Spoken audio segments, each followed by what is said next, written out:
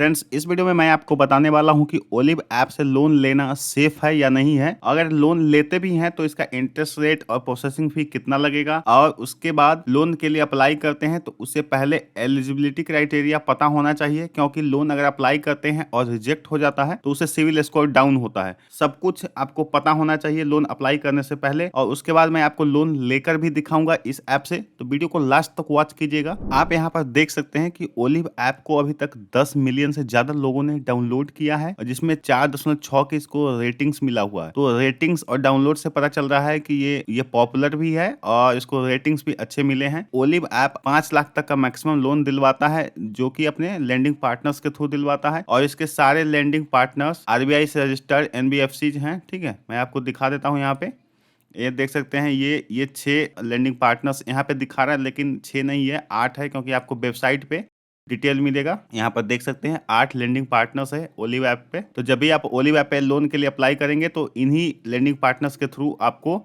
Loan मिलने वाला है। अब बात करते हैं कि आप यहाँ से लोन लेते हैं तो इंटरेस्ट रेट और प्रोसेसिंग फी कितना लगने वाला है। तो यहाँ पर आप देख सकते हैं कि लिखा हुआ है कि 1.5% पर मंथ के हिसाब से इंटरेस्ट रेट यहाँ से स्टार्ट ही होता है, जो कि हो जाता है 18% सालाना। यहाँ पे आपको प्ले स्टोर में भी यहाँ पे लिखा हुआ मिल जाएगा इंटरेस्ट रेट। यहाँ पे देख सकते हैं कि 1.5% per month starting.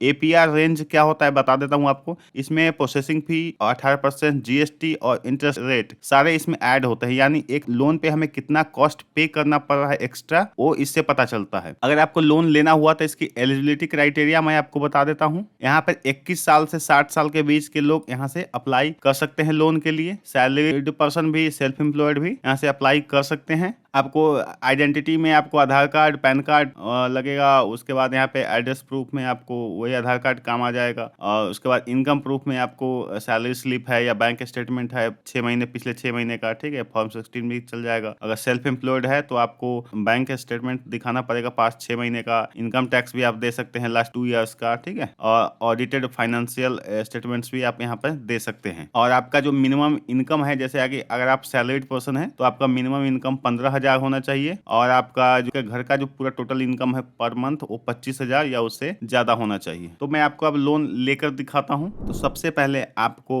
Olive app install कर लेना है।